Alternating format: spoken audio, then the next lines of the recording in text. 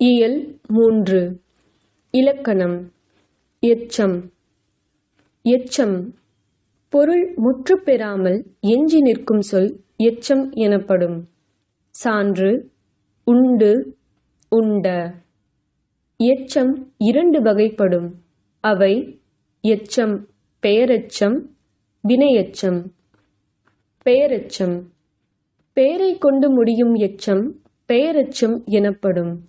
சான்று உண்ட பையன், எழுதிய மாணவன். இப்பெயரெச்சம் 3 காலத்திலும் வரும். சான்று ஓடிய மாணவன், இறந்த கால பெயரெச்சம். ஓடுகின்ற மாணவன், நிகழ்கால பெயரெச்சம். ஓடும் மாணவன், எதிர்கால பெயரெச்சம். பெயரெச்சம் 2 வகைப்படும். அவை பெயரெச்சம் தெரிநிலை பெயரெச்சம், குறிப்பு பெயரெச்சம்.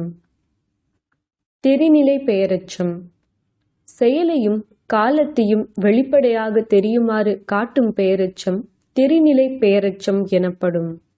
சான்று எழுதிய கவிதை. குறிப்பு பெயரெச்சம் செயலையோ காலத்தையோ தெளிவாக காட்டாமல் பண்பினை மட்டும் குறிப்பாக உணர்த்துவது குறிப்பு பெயரெச்சம் எனப்படும். சான்று பெரிய கடிதம். வினையெச்சம் வினையை கொண்டு முடியும் எச்சம் வினையெச்சம் எனப்படும். இது 3 காலத்திலும் வரும். சான்று பாய்ந்து, கடந்து, பார்த்து. வினையெச்சம் 3 காலத்திலும் வரும். சான்று உண்டு வந்தான், இறந்த கால வினையெச்சம். எழுதிய மாணவன், நிகழ்கால வினையெச்சம். காணிய வந்தான், எதிர்கால வினையெச்சம். வினையெச்சம் 2 வகைப்படும். அவை வினையெச்சம் தெரிநிலை வினையெச்சம், குறிப்பு வினையெச்சம். தெரிநிலை வினையெச்சம் காலத்தையும் செயலையும் வெளிப்படையாக தெரியுமாறு காட்டுவது தெரிநிலை வினையெச்சம் எனப்படும். சான்று படித்து வந்தான்.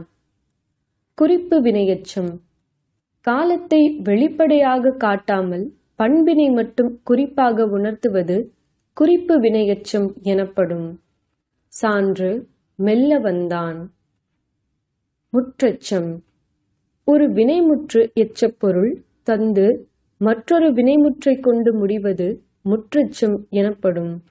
சான்று வள்ளி படித்தனள். இத்தொடரில் படித்தனள் என்னும் சொல் படித்து என்னும் வினையெச்சப் பொருளை தருகிறது.